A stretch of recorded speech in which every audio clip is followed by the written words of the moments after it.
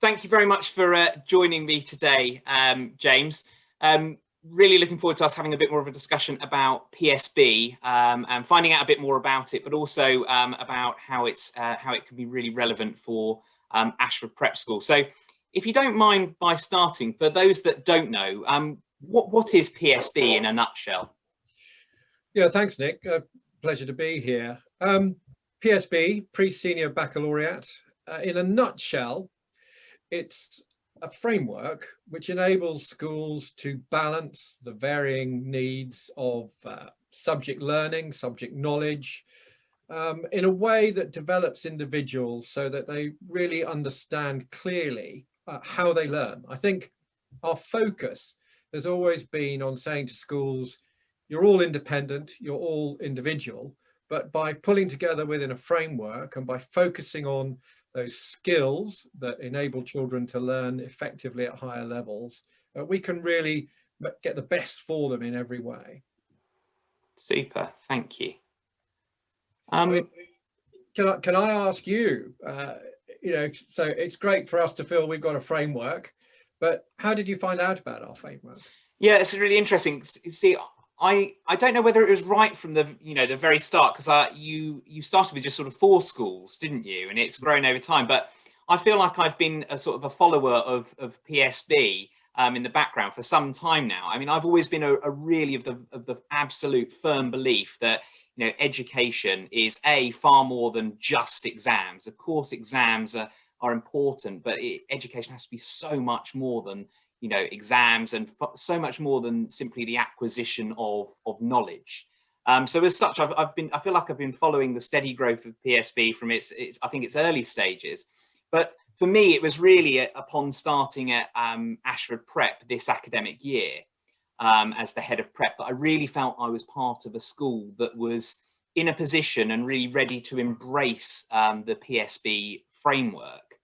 Because I feel that this school is very much a school that is truly committed to learning being the ultimate adventure, but moreover, it's a school that really is committed to the development of all-rounders, which for me, I think that has to be the sort of holy grail of what prep schools should be about in terms of preparing children for their onward education and their future lives. I think it's about giving them a real breadth of experience. And I have to say, in terms of trying to find out a bit more about PSB, the thing I was absolutely blown away by was how simple the process was. I mean, I think, correct me if I'm wrong, but it was effectively, I registered an interest with an email to yourself. I think you were back to me within the same day, and within a week, I think we were meeting to discuss in more detail. And I've really appreciated that. But I've also really appreciated the fact that the whole process from yourself and from Jonathan, the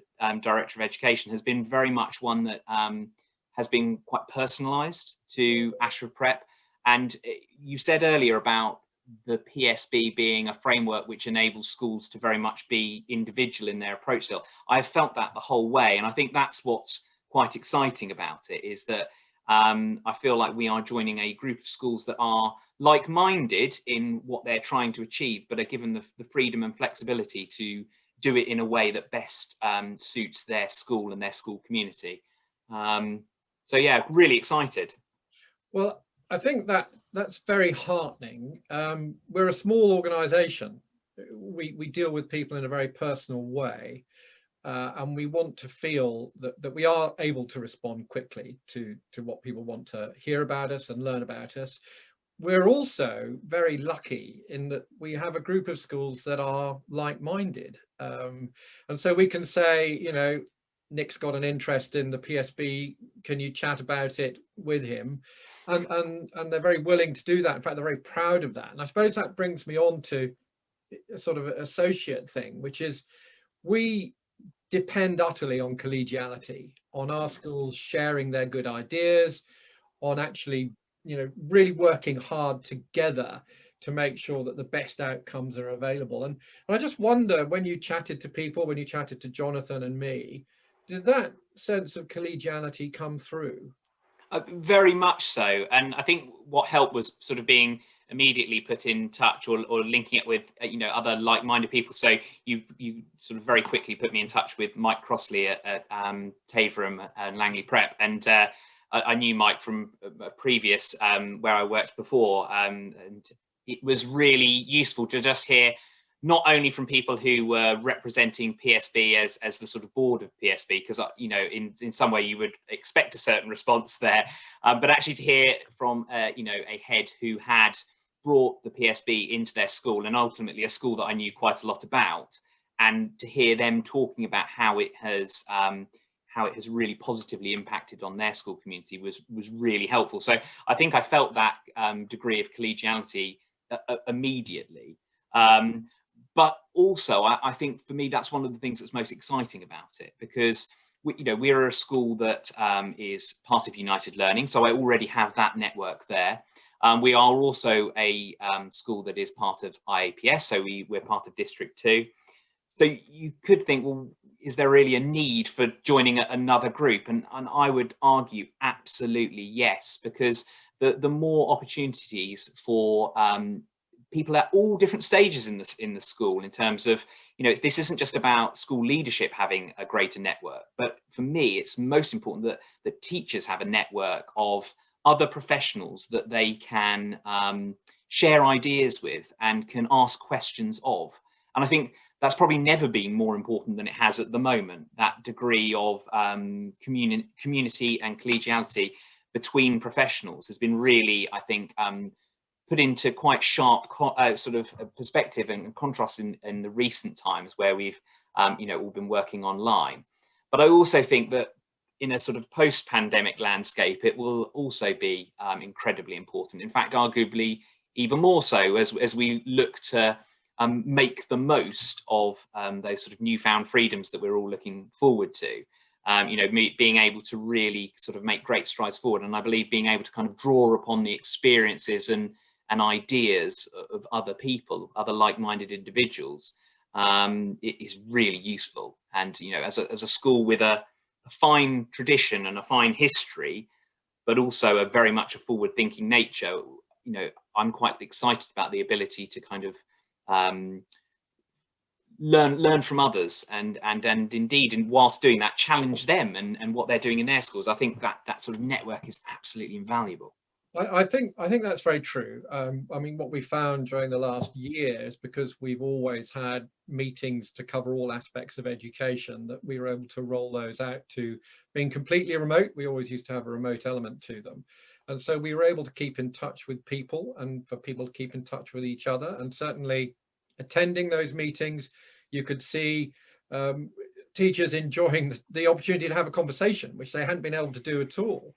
So that's very important. But the other thing that you mentioned, which I was only chatting to the chair of trustees about this morning, was the fact that the PSB is driven by the people who teach. It doesn't have, if you like, dictates handed down from above. We actually listen to what people say.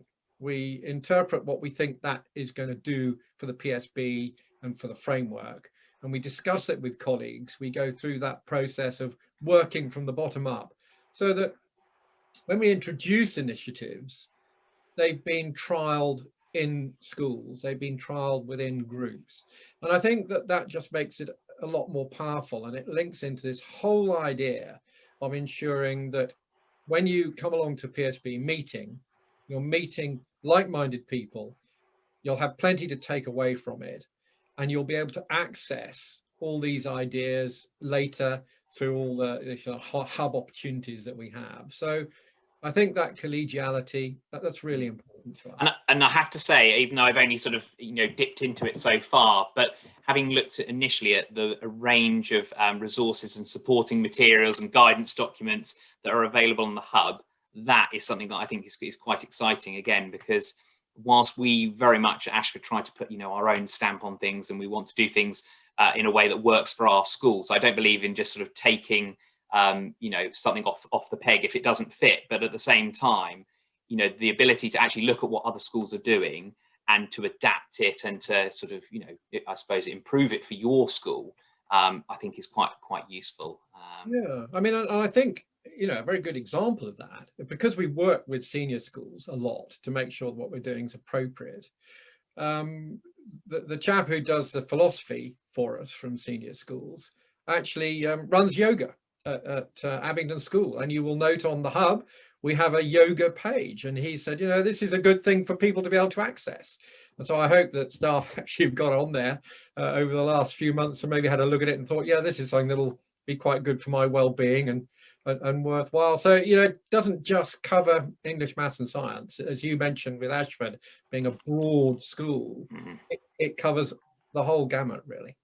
Yeah, and in many ways, that's what I see as being sort of really one of the main benefits of kind of going on to the PSB at Ashford, is that, you know, I really see this as a real opportunity to recapture some of the prestige that should go with being an all-rounder. I think, unfortunately, it's just in my opinion, but I think unfortunately, you know, over time, the term all-rounder has almost become just a sort of nice, thoroughly polite way of saying someone who's not particularly good at anything. Whereas in reality, it's so much more than that. I've said already, I think it's what, you know, really good and indeed exceptional prep schools aim towards is helping their, you know, the children and young people in their schools to develop that real all-round ability so that they can hold their own in all different fields and pursuits and different walks of life, so that they really have that breadth of experience, but also that sort of love of learning that comes from experiencing so many different elements of it. And I really see that as being a huge benefit of joining the PSB, that sort of opportunity to really celebrate the sort of the status of being an all-rounder. I think it's hugely important. I think when you look at the tutoring system, where children sit down with their tutors, and they're not talking about music lessons and lost socks. They're talking about what they do and how they're finding their learning. And when we talk about an all-rounder, when you look at some of the illustrations from our schools of individuals, how they are performing, coping with, growing in terms of their leadership, their independence, their collaboration, the way they think and learn about things, that's how you get a picture of an all-rounder. It's not just someone who does a bit of everything. It's actually someone who understands their learning opportunities and in a really honest way can say, well, I am pretty good at that, but I find that more difficult. And so how can I develop it? That for me is the all-rounder.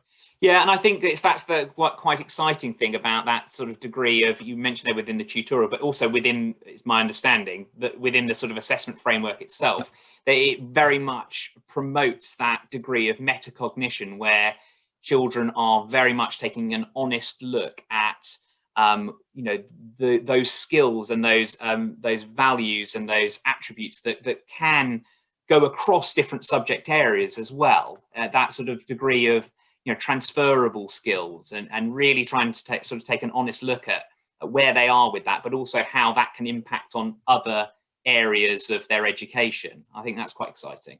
Yeah, I think it is. And I think that the aim is that we stop telling them what they're good at and what they need to develop, and they start telling us. And if we get to that bit of their way through education towards adulthood, then I think, you know, we're doing very well. And I'm very privileged. I go into schools and I sit down with groups of children and I say to them, so tell me about this PSB thing, you know, and they wax lyrically about it, and they talk about opportunity.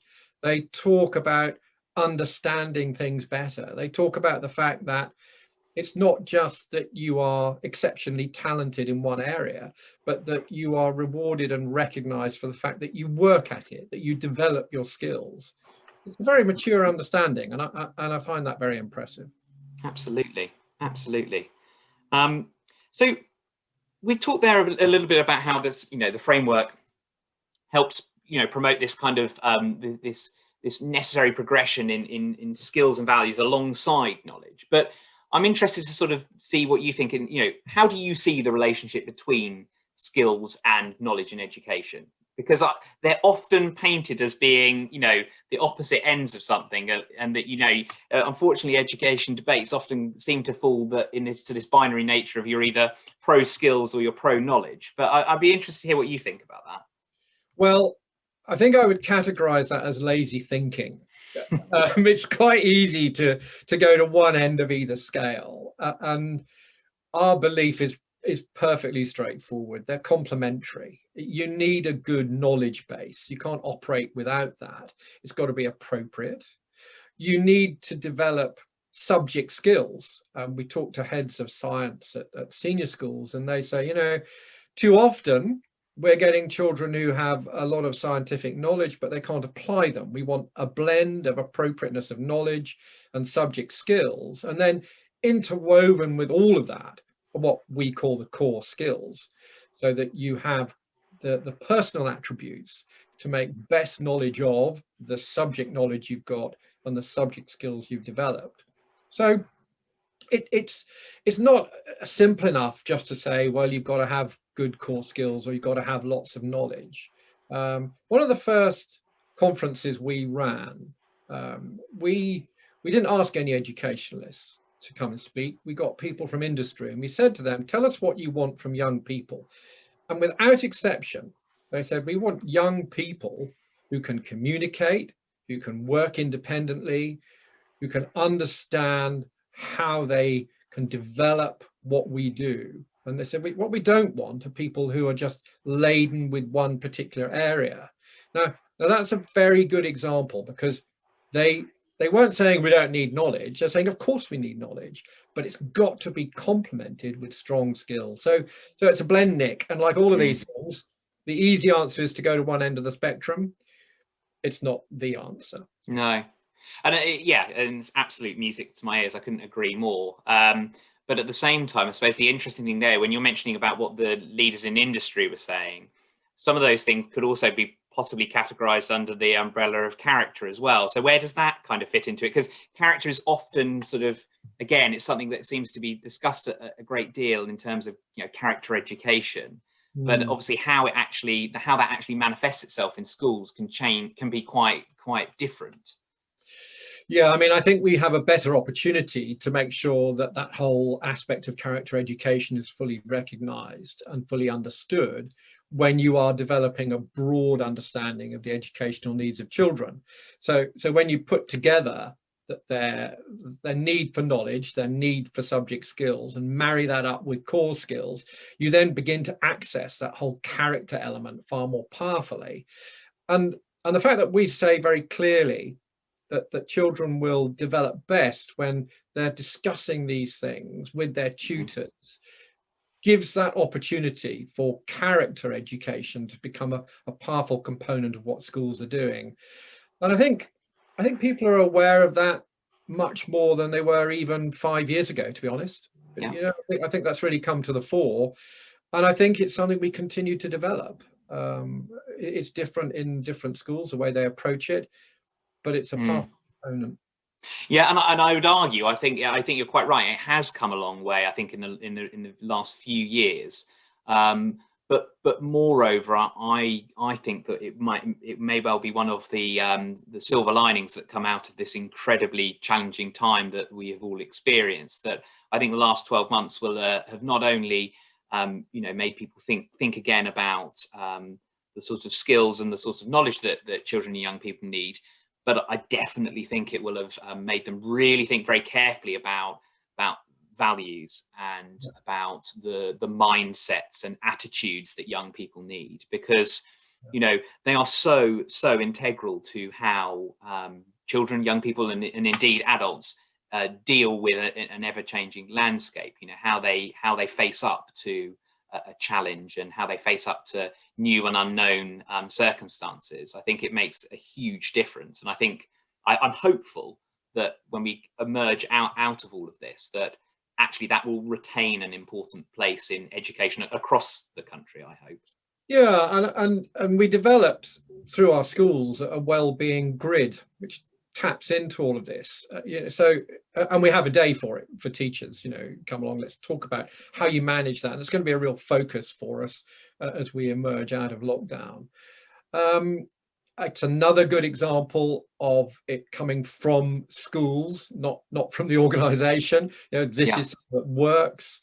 It's a priority, and it links in with our very strong belief that all subjects, all things that we do are equally valued within the PSB. You know, you don't just shove them on the back burner because it's convenient. You actually say, no, these things matter and they must remain a priority. So I think we've got a lot of work to do there over the coming months, probably coming years with young people. If we have the tools to work with them and for them to understand these issues, we've got a better chance of being successful. Yeah, and I think you're right. It's the tools and the toolkit that both you have access to as a educational professional, but also that young people have access to. We're just in the process of it should be winging its way off the printers very quickly, but we've put together our own bespoke wellbeing journal that we'll be launching in the weeks ahead. Hopefully just in time for, obviously, for the children to all to return for reopening of schools. But I couldn't agree more. It's about that idea of unless you are being quite explicit, I think, in your encouragement and instruction of those areas, it can all too easily fall off the radar or be less important. And it is that commitment to giving each part of a child's education the necessary attention and care that it deserves. You know, all elements are important in the development of a happy and successful young person. So I think from that would be an area of your provision that you would say that's very well suited to PSB. You know, you've worked hard at that, and that would be an additional strength for the group. But equally, I suspect, as with all schools, there are aspects where you think, well, we're going to have to work a bit harder at that. So have you identified where the team, and by the team I mean not just you know, me and Jonathan, but also other members, those aspects that we can support you with? Yeah, absolutely. I think, you know, one of the reasons for pursuing this interest in joining the PSB group of schools is not just to sort of pat ourselves on the back for all the things that we do well and all the things that we feel that are suited to PSB, but also to identify some areas of growth and things that we can tweak and adapt and change. And I suppose that will be probably one of the questions that the school community and parents in particular will want to know is sort of, you know, how is this going to change things? And I think the thing I want to make sort of very clear is I don't see this as being an opportunity where we will be sort of ripping everything up and starting again. I see PSB, one of the real draws of PSB is it's a framework that's going to enable us to maximize all the wonderful stuff that we already have in place. And I think when I look at what's well suited to PSB, I think, you know, first and foremost, we are, as I've already said, a school that very much prides itself on its, you know, adventurous take on learning. And it has never been just about the end product at Ashford. It has very much been about the exciting journey and all of the skills and experiences that you accumulate along the way. You know, but for me, it's the core values of the PSB that really resonated with me. And it's about, I think, one of the things I'm looking forward to sort of working on is how we tie those core values into our already existing value structures, like our ABCs. And I suppose the thing that I'm really looking forward to, the thing that I really want to sort of work on, and I'm going to value the support of the PSB team and fellow schools on, is how we look at your assessment framework and how we can use it to really capture and celebrate the wider attainment and development of a pupil, not through a snapshot of an examination, but really looking at how they develop over, you know, a larger period of time, and how we can celebrate that, and how we can ensure that that information that is so vital to knowing that child, how that information can really inform their transition from prep school to senior school. Absolutely. Because being an all through school, that part of school life is so crucial. You know, we have a real benefit as an all through school of being able to, you know, take the time to get to know each child as an individual, and to be able to pass that knowledge from one chapter of their educational story to the next. And for me, the PSB can play a huge role in that. And that's what I want to sort of draw upon the experience of the other schools in the group and the central team as to how we do that best. Yeah, and I think for all through schools, it's got an awful lot going for it. And not just in the transfer, but in an understanding from teachers in the senior school of young people and how they develop. And there was a very interesting model where teachers from the senior school acted as tutors for children in the junior school, and that was a very enlightening thing. So I think for all through schools, the PSP has real benefits. You don't waste all the good work that's been done.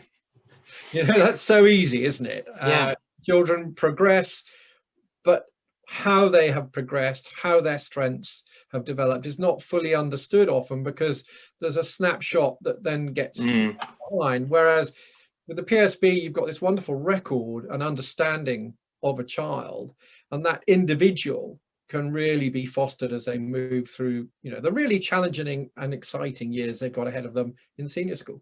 And I think one thing that's really exciting within that, and again, something that I will need to sort of draw upon the team at PSB as to how we best make it work at Ashford Prep, is the pspq, so the pre-senior project qualification. I think is something that we're really excited about, because, you know, like most schools, we of course incorporate project work into what we do, but the opportunity to frame that project work, you know, so that it really does deliver what all good project work should be, which is a celebration of independent learning. That is quite exciting, and I see that as being crucial to that transfer to senior school, because that project, in my mind, should be, you know, following that child's real interests and passions, and something that they are really, you know, investing a lot of themselves into. It's not simply another, you know, learning activity to sort of tick off the list. It's something that should very much be representative of themselves. And I think that's quite exciting. Oh, it's brilliant. And I just look back at my education, and you know, we did projects from time to time, but they were handed down. I was told what to do. Whereas actually I had quite a lot of interests as a young boy, that if that had been developed and put within a framework, that could have been something that very powerfully moved my learning forwards. And that all came later, and that's fine. But if that could have happened at prep school, that identification from a tutor of actually what it was that I found interesting and how that could be applied in an educational setting, that's a wonderful tool to be able to use.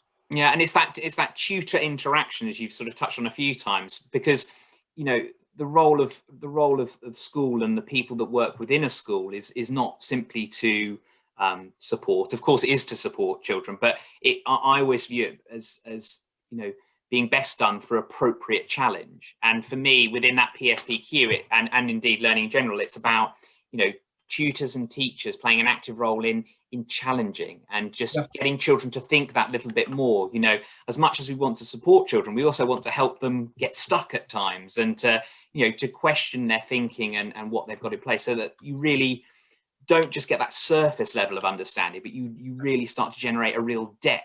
And that's what I want from Ashford Prep. You know, I want children to leave here really happy and confident in their learning, but also to feel that they have really been challenged as well, that there is that degree of, you know, that academic rigor that's so vital, and not academic rigor in a, you know, as I say, just purely an examination way, but academic rigor in the sense that they've really been challenged in terms of their views, their opinions, their ideas, and their thinking. I think that's, you know, what we want from a good education here. Yeah, and I think the other side of this is that once you give the opportunity to teachers to challenge, they become better teachers, because, you know, they have a love of teaching, a love of their subjects. They work within a framework. But if you say, yeah, but you can actually add significant challenge for yourselves and for your children, then you get to another level. Yeah, it's an interesting one, isn't it? And I think it's sometimes particularly with you know, teachers teaching younger children, because they are so passionate about working with children, but also about their subjects. They're desperate for children to do well in their subject. That, you know, all teachers want their children to do well. But of course, the pitfall within that is that we always have to be very mindful of the fact that we don't want to be just simply spoon feeding the children. You know, that actually just asking even, you know, simple things like, "Are you sure?" or "Tell me a bit more about that." You know, those tiny little sort of add-ons within an interaction, rather than simply saying, "Oh, well done, that's the right answer." Those things can be absolutely crucial in in just getting that learning and that thinking to the next level, to really sort of unlock that higher order thinking. And that's what we really want to do. Yeah. No, I agree. I think it's a very exciting thing. So I suppose with one eye going forward, you know, how future-proof do you think the PSB is? Well, let's have a little bit of history. You know, we started with our 4 schools as a club, effectively. That was a bank account, club account. And it was a challenging time because we obviously didn't have a great deal of money and we had a lot of work to do. But we were sustained by influential thinkers in education saying, your idea has traction. That was very important to us. You've got the right idea. So we very carefully increased the size of the PSB with schools that we knew were going to be an assistance in developing the model. And that got us through to about 2017, when we had round about 20 schools, at which point we became a charity and we took on 2 other members of staff working as part of the PSB team itself. Now, by then, we had far more traction within the sector. People knew what we were about. They appreciated what we were doing. We had strong links with senior schools. In terms of our stability, we were secure. Now, the next level of that is being looked at right now. We have a number of senior schools that are taking on a foundation role for the PSB, which is saying we want to support this because it's good for education, and that will help to future-proof us. But the fact that we now have recognition from so many senior schools about what we're doing, that senior schools accept and like the certificates that we offer, that we have a bit of a track record going. They're seeing children go through senior schools who are good learners, who are articulate, who are doing well in the broader sense, who are contributing to the society they're in. All of those things help to future-proof what we do. But the bottom line is, it's a great idea, people understand it, and therefore the future's looking very bright. Okay. Yeah, I mean, you've summed up sort of how it's changed over time there. I mean, do you think the sort of schools that are joining or that have become part of it? Because I certainly got the impression when we were speaking that whilst you are very much interested in, you know, new schools joining the PSB, that it wasn't simply a case that, you know, just any old school could join. Do you think that the schools that make up part of the PSB have changed over time, or is there anything that sort of links those schools together? I think in the early days, we were dealing with good schools who were very unsure about core skills and wanted to learn about them and develop them. What we're seeing now are schools joining us who actually have quite a sophisticated understanding of core skills and recognize the benefits of working with other schools that share their philosophy in the broad sense. So new schools are bringing a lot into the framework. Previously, we were doing a lot of the legwork, and existing schools were doing a lot of the training. Now we're getting new schools coming in saying, well, actually, we've done this bit and we've approached it from this angle, and we've worked on our character education, all of these things. I think the schools we're getting in now are greatly enriching the PSB, and that's a real benefit for us. We certainly just don't accept anyone who turns up. And in the early days, we could have grown it far more quickly, but we made it clear that you know, there were certain parameters that we wanted to follow, and that gave us a secure foundation to enable us to be in the position we're in today. Super. So, I mean, finally, is there anything in terms of sort of you know, next steps or things that you see on the horizon that you're able to share about sort of PSB that will be kind of coming on board in due course? Amazingly, we've got an awful lot going on. You know what, you sort of think, how did that happen when we're separated out? But well, there's some internal things. We're in the process of organizing a celebration of Skills Day for 2022, when we'll get all our schools together, bringing along pupils to celebrate and if you like, showcase those skills, both individually, but as a group, maybe putting a group performance together. We've got a lot of interest in what we call PSB 9. That's all about senior schools recognizing that although we go up to the end of year 6 and the end of year 8, our ideas are valid beyond that. And so we're putting a working party together to discuss that. And we are developing links with other groups, such as high performance learning, connections in mind, groups that offer opportunities and training for schools, want to work with PSB schools because they know our philosophy is in line with their thinking, and therefore they offer us that training at a beneficial rate. So it's a gain for schools. And the final bit is giving training opportunities for staff. So we're setting up an audit system where we go into schools and help develop the PSB by getting groups of auditors in. Those auditors are from PSB schools, they're trained by the PSB. We're looking to offer development opportunities for school staff. So there's a lot going on, and you know, we're very positive about that.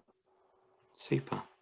Well, thank you ever so much for your time today, James. As you say, you've got a lot going on, and it's a busy time in schools as well. But I personally feel that's been a really useful chat, and we are really excited at Ashford Prep to have joined the PSB, to be part of your really exciting and dynamic group of schools. And I'm really looking forward to that point, down the line when we have our first pupils leaving the prep school, proudly clutching their pre-senior baccalaureate, which I'm hopeful and really sure will be a really proud moment for us as a school, but also for those learners who achieve it.